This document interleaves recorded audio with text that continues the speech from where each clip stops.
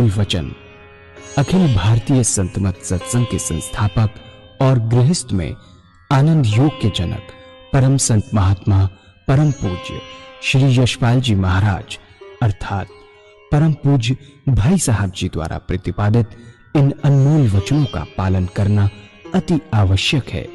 ये वचन हमारी गृहस्थ आध्यात्मिक साधना के लिए मूलभूत सिद्धांत हैं, जो इस प्रकार हैं।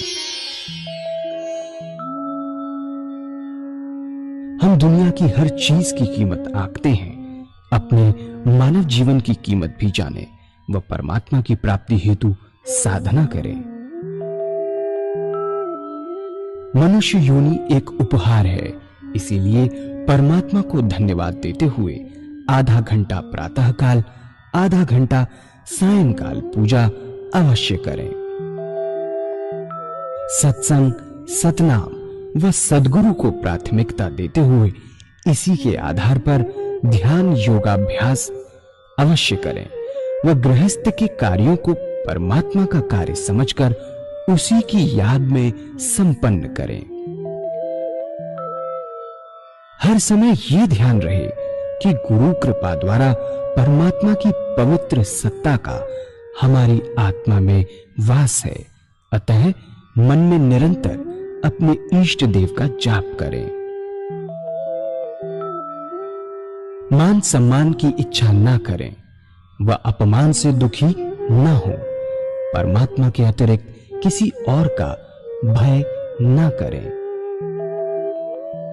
दूसरों की बुराई न करें, न सुने, सत्य व मधुर बोलें, अश्लील शब्द मुंह से ना निकालें, सभी से नम्रतापूर्ण व सुंदर व्यवहार करें। धर्म पत्नी के अतिरिक्त अपने से बड़ी से माता जैसा, बराबर की से बहन जैसा व छोटी से पुत्री जैसा व्यवहार करें। सांसारिक जीवन यापन की आवश्यकताएं अंतहीन है, इसलिए अधिक से अधिक समय सत्संग में व धन परोपकार में खर्च करें। याद रखें, न स्त्री माया है, न धन दौलत, न ही परिवार। माया वह है जो हृदय को परमात्मा से दूर हटा दे। अतः निरंतर सत्संग और सद्गुरु की शरण में रहने का प्रयास करें। भोजन अपने इष्ट को अर्पण कर प्रसाद रूप में परमात्मा की याद में करें। रात्रि में सोने से पहले अच्छे बुरे कार्यों का आत्मनिरीक्षण कर उसका समुचित पश्चाताप करते हुए ध्यान करें व प्रभु की गहरी याद में ही विश्राम करें। परमात्मा तू ही है, तेरी इच्छा पूर्ण हो।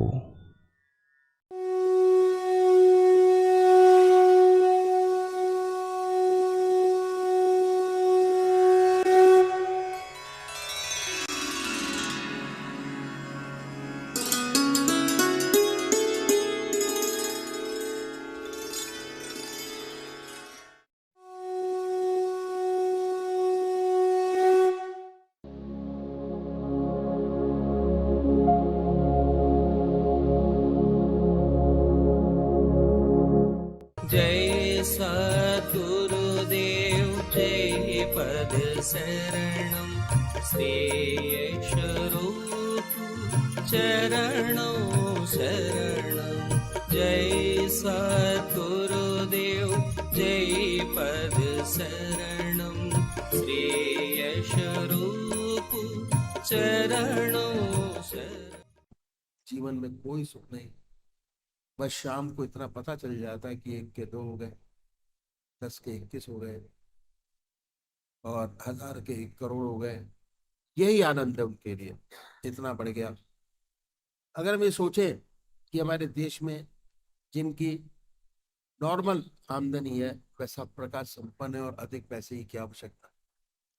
मेरे ख्याल से ऐसे व्यापारी जिनकी तृष्णा का अंत नहीं, कर्जदार पैदा हुए।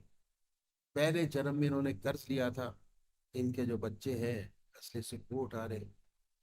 किसी के पास 1 कार, किसी के पास 2 कार, कोई अशोका होटल। कोई ताज होटल, ऐश वो करते हैं। उस पैसे का उनके बच्चे उठा रहे, उस बेचारे को तो चिंता है इनकम टैक्स की, सेल टैक्स की। तो एक कर्जदार थे, अब कर्ज चुका रहे हैं, अपनी संतान जो बनकर आए हैं। लेकिन ऐसे के लिए भी इन संतों ने बड़ा सुंदर रास्ता अपनाया कि कोई भी काम अगर रिपीटेडली करते हैं, बार बार, तो काम बन जाए। अगर आपका शॉपिंग सेंटर है और बही खाता लिखते हैं, जैसे बही सामने आए तो लिखिए, कहिए ओम, लिख के डालिए तो कहिए ओम। अगर कैश गिरने का काम है तो कैश हाथ में लीजिए, कहिए ओम, गिन के डालिए तो कहिए ओम। अगर 1000 बार आपने ये काम किया तो 2000 बार परमात्मा का नाम। और जो 2000 बार परमात्मा का नाम लेगा दिन भर के अंदर, उसको हमेशा अपने परमात्मा की याद बनी रहेगी। तो ये है, ऐसे बहुत से काम हैं जो बार बार करने पड़ते हैं, और तब भी काम बन सकता है। बाकी क्या है, बाकी जो बिजनेसमैन है, वो ऐसा तो है नहीं कि हर बार ग्राहक रहता है, कभी होता है कभी नहीं होता। दुकान पर जाइए, सामान ठीक कीजिए, सफाई कीजिए, अगरबत्ती जलाएं, ईश्वर की याद करें जाइए, आंख खोलकर ईश्वर की याद करें। जब ग्राहक आ जाए पूरी सेवा करें उसकी, और जब चला जाए तो ईश्वर की याद में लग जाइए। बेकार गप्पों में अपनी जिंदगी का लाभप्रद समय खराब न कीजिए, या काम कीजिए या ईश्वर की याद।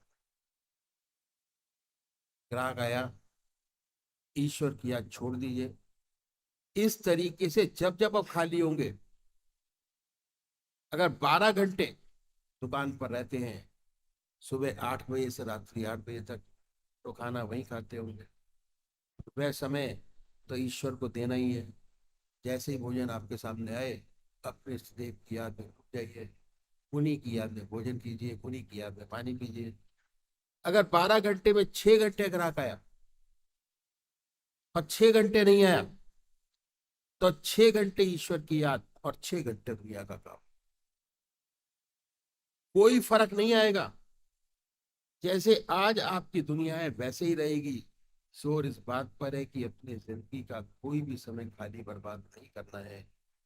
अगर दुनिया का काम करते हैं तो कोई हर्ज नहीं। एक इंडस्ट्रियलिस्ट है, बड़े बड़े कारखाने खोलता है, देश की समृद्धि बढ़ेगी, एम्प्लॉयमेंट बढ़ेगा, कल्याण का काम है। अगर उसकी निगाह सिर्फ पैसा कमाने पर है तो खराबी है, बंधन है। कर्म किस भावना से किया जाता है, बड़ा महत्व है। उद्देश्य यही है। अगर कि पैसा बने तब बंधन का कारण है, कर्म दूषित हो जाता है। अगर पीछे ये सुंदर भावना है कि परमात्मा ने मुझे ऐसी स्थिति में रखा, मेरे पास संपत्ति है, धन है, नए नए कारखाने खोलता है, एम्प्लॉयमेंट बढ़ेगा, देश का कल्याण होगा, पैसा भी मिलेगा, इस भावना वाले को भी मिलेगा, और जो पैसा कमाने के लिए करता है उसको भी मिलेगा। भावना से बड़ा अंतर हो जाएगा। एक परोपकारी बना देगी, दूसरा बंधन का कारण होगी। भावना ही सब कुछ है। हर जगह लिखा होता है वर्क इज वर्शिप। हर काम पूजा नहीं है। हर काम को पूजा में बदल सकते हैं, जिस भावना से करेंगे वैसा ही होगा। तो भावना बड़ी प्रधान चीज है। किस भावना से काम किया जा रहा है उसके बड़े मायने हैं, और भावना की वजह से कर्म का फल बदल जाता है। भगवान कृष्ण के पास सुदामा जी गए, चूड़ा था, चावल था उनके पास। उस जमाने में उसकी क्या कीमत रही होगी, एक कौड़ी की भी नहीं, लेकिन भावना थी।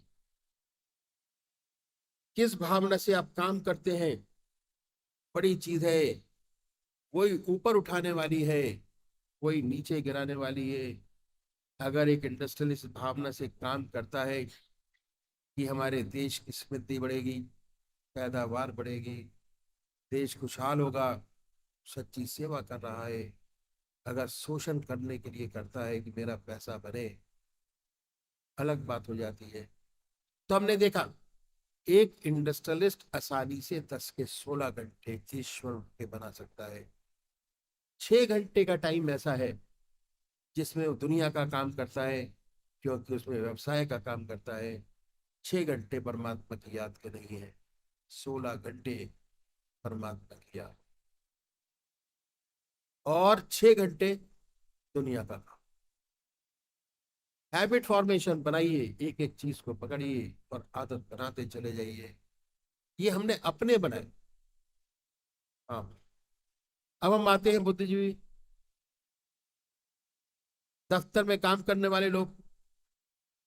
इनकी ड्यूटी 7 घंटे की होती है और 1 घंटा लंच का होता है। इसमें भोजन जैसे ही सामने आए अपने इष्ट देव के अर्पण कीजिए, उसी की याद में खाइए, उसी की याद में आराम कीजिए। अगर ऐसा करेंगे तो माइंड इतना रिफ्रेश हो जाएगा कि लंच के बाद जो आप काम करेंगे बड़ा मन लगेगा काम करने में, थकान महसूस ही नहीं होगी।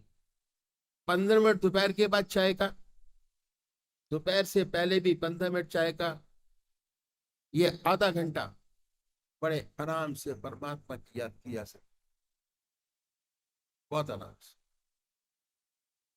इस 1.5 घंटा 7 घंटे में ईश्वर की याद। फिर ऐसा तो होता नहीं कि हमेशा काम हो। बहुत से दफ्तर ऐसे होते हैं जब काम हमेशा लगा रहता है। आप सुबह जाइए, अपने इष्ट मित्रों से प्यार से मिलिए, कोई चुटकुला हो तो सुना दीजिए, उसके बाद अपनी सीट पर आइए, काम कीजिए पूरी लगन के साथ। काम खत्म हो तो भगवान की याद खोलिए, आंख मीच के, आंख खोल के याद कीजिए। किसी को पता ना हो कि आप क्या कर रहे हैं। अगर पता लगा तो आपको काम नहीं करने देंगे। अगर आपने कई लोगों से कहना शुरू किया कि मैं तो दफ्तर में बैठकर भगवान का ध्यान करता हूं, तो आपको काम नहीं करने देंगे। कोई कलम फेंक के मारेगा, कोई चौक फेंक के मारेगा, तरह तरह के आपके नाम रखे जाएंगे, कोई स्वामी जी, कोई ब्रह्मा जी, और काम नहीं करने देंगे। अपने आप को छिपाना है, छिपा के अभ्यास करना है। और गलती से आंख लग गई तो अड़ोसी पड़ोसी यही कहेगा कि दूसरा शो देख कर आया है। तो छिपा कर अभ्यास करना है। अगर पता चल जाए कि पूजा करते हैं इसलिए छिपा कर अभ्यास कीजिए, इसका बड़ा लाभ है। धीरे धीरे आदत बन जाती है, हैबिट फॉर्मेशन सबसे बड़ी बात। जब काम खत्म, ऑटोमेटिक चेंज ओवर, ईश्वर किया, काम आया ईश्वर, काम किया, खत्म हुआ ईश्वर किया। इन संतों ने बड़ी सुंदर बात बतलाई कि देखो, दुनिया की हम सारी चीज की कीमत आंकते हैं, कपड़े की कीमत आंकते हैं क्या, कि कितने रुपए मीटर, जमीन कितने वर्ग मीटर, हर मकान की, दुकान की, कपड़ों की, हर चीज की कीमत आंकते हैं। पर हम कभी कोशिश नहीं करते कि हमारी कीमत क्या है। कभी कोशिश नहीं करते कि हमने क्या किया, हमारी कीमत क्या है, कभी नहीं आती। बड़े अफसोस है। इन संतों ने कहा कि ये जीवन बहुत बहुमूल्य है, जिंदगी का एक भी क्षण बर्बाद न करें। ये सलाह है। बेशक दुनिया का काम करें, कोई हर्ज नहीं। एक साइंटिस्ट है, दुनिया का कल्याण करने वाला है, नई चीज निकालेगा, कोई नुकसान नहीं, लोगों को फायदा होगा। इसका नुकसान तो तब है जब हम अपनी जिंदगी का समय बेकार करें, उसका हर क्षण इस्तेमाल करें, या दुनिया का काम करें या ईश्वर को दें, व्यर्थ बर्बाद न करें। असल चीज भावना की है। हम किस भावना से काम करते हैं। अगर तनख्वाह के लिए काम करते हैं तो कभी संतोष नहीं होगा, दिल जलता रहेगा। हम ख्याल करते रहेंगे कि हमारा बॉस है, सिर्फ मैट्रिक पास है, 1000 रुपये तनख्वाह ले रहा है, हम ग्रेजुएशन में हैं, हमको 500 रुपये मिल रहे हैं, जलता रहेगा, होता रहेगा जब तक रहेगा, इस पर शांति नहीं है। अपने आप को इससे ऊपर उठाइए, ये समझिए कि भगवान ने मुझे काम सौंपा है, परमात्मा का है, किसी विशेष व्यक्ति का नहीं। मैं उसका काम करता हूँ। मेरा जो बॉस है, चाहे मैट्रिक हो या इंटर, परमात्मा ने उसे बैठाया है, उसकी इज्जत करना मेरा फर्ज है, भगवान ने बनाया है, ये मेरा कर्तव्य है। यदि इस भावना से काम करते हैं तो कहीं के कहीं पहुंच जाएंगे, कभी असंतोष नहीं होगा। बात जरूर है कि सत्य को प्रकट होने में समय लगता है, और अंत में वही जीतते हैं जो इस भावना से काम करते हैं। दूसरी बात क्या है कि उनको अपने दिल के अंदर संतोष है, शांति है, सच्चा सुख है, साथ साथ ईश्वर में जीवन है। अगर परमात्मा की याद बनी है तो सोने में सुहागा है, और धीरे धीरे जीवन मुक्त अवस्था की ओर दौड़ रहा है। एक दिन सच्चा आदर्श जिंदगी का उसको प्राप्त होगा। तो भावना बड़ी प्रधान चीज है, किस भावना से आप काम करते हैं, इससे बहुत फर्क पड़ता है। तो जितने बुद्धिजीवी हैं, ज्यादा से ज्यादा 8 घंटे या 6 घंटे काम करते हैं, इससे ज्यादा तो काम होता नहीं। अगर 24 में से 8 घंटे घटाए तो 16 घंटे बचते हैं। इस प्रकार व्रत करें तो 16 घंटे परमात्मा की याद बड़े आराम से कर सकते हैं। अब हम आते हैं लास्ट में देवियों के ऊपर। देवियों का बड़ा सुंदर काम है, उनके 2 काम है जिंदगी के, और एक घर में खाना बनाना और दूसरा बच्चों की देखभाल करना। ये 2 खास काम हैं। पहले जमाने में हमारी जो माताएं थी, ईश्वर की याद में भोजन बनाती थी, और उन्होंने कुछ नियम निश्चित किए हुए थे कि अगर ये करेंगे तो ऐसा होगा, तो ये करेंगे तो ऐसा होगा। नमक डालती तो कहती सीताराम की रसोई, सीताराम यज्ञ होई। ये जो बना रहे हैं, यज्ञ के लिए बना रहे हैं, भगवान को नैवेद्य चढ़ाएंगे, लोग भगवान का प्रसाद पाएंगे। ऐसी सुंदर धारणा से भोजन बनाती थी कि भगवान के लिए बना रहे हैं, परमात्मा की गहरी याद में। अब भोजन का मन पर बड़ा भारी असर होता है। भोजन किन विचारों का बना हुआ है, किस भावना से खिलाया जा रहा है, इसका बहुत भारी असर है। क्रोध में भोजन कभी नहीं बनाना चाहिए। अगर क्रोध आ रहा है तो भोजन बनाना बंद कर दें, शांत स्वभाव से भोजन बनाइए। यदि गुस्से में बनाएंगे तो जो उस भोजन को पाएगा उसमें क्रोध पैदा होगा, कला पैदा होगी। प्रेम और शांति के साथ भोजन बनाया जाए। हर काम भोजन बनाने का ईश्वर की याद में बनाइए। भोजन तैयार हो जाए, भगवान को भोग लगाइए, उसके बाद उन्हीं की याद में खिलाइए। ऐसे भोजन को जो पाएगा उसके हृदय में राम नाम अपने आप जागृत हो जाएगा। भोजन बनाने का कोई भी काम ऐसा नहीं है जो ईश्वर की याद में ना किया जा सकता हो। सब काम भगवान की याद में किया जा सकता है। दूसरा विशेष काम बच्चों को रखना। जो बच्चों को कभी मारना नहीं चाहिए। जो बच्चों को मारते हैं, सजा देते हैं, बहुत गलत काम करते हैं, नहीं करना चाहिए। दूसरा बड़ा काम बच्चों को रखना बड़ी जिम्मेदारी का है। अगर इसे ध्यान पूर्वक किया जाता तो ठीक रहते हैं, अगर नहीं किया जाए तो मुश्किल हो जाती है। सबसे बड़ी बात यह कि छोटे बच्चे की माँ उसको समझे ये बाल स्वरूप भगवान है। बाल भगवान समझकर बस पर आए, बाल भगवान समझकर उसको नहलाए, बाल भगवान समझकर उसको खाना खिलाए, बाल भगवान समझकर उसको लोरिया देख के सुनाए। ऐसी देवी का हृदय एक तो परमात्मा में लगा रहेगा, दूसरे ऐसे प्यार से, ऐसे सद्भावना से जो बच्चा फलेगा, आध्यात्मिक धुरंधर होगा।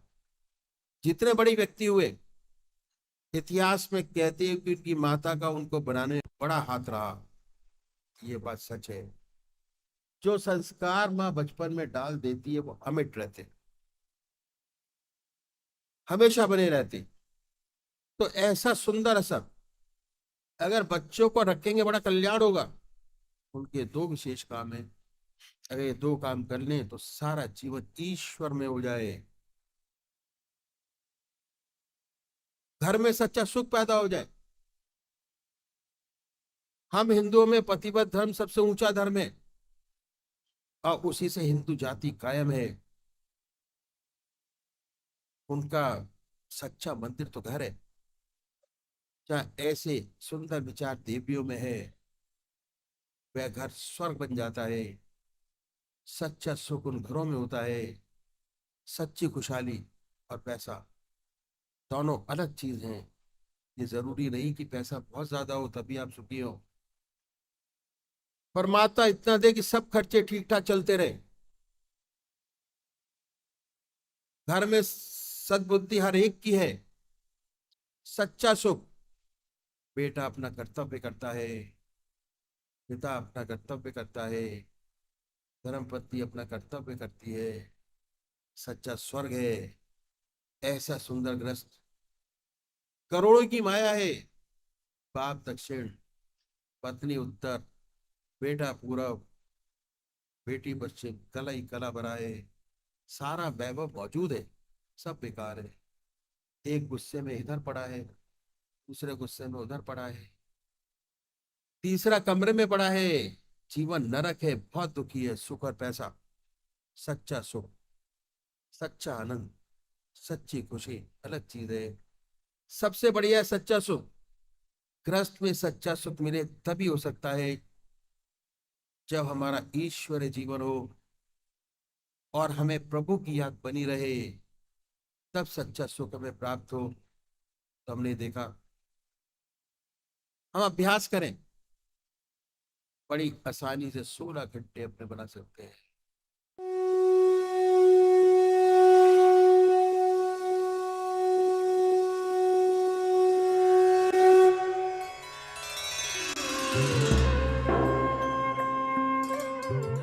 ध्यान योग के कार्यक्रम आनंद योग से निशुल्क जुड़ने के लिए संपर्क करें 9810239677।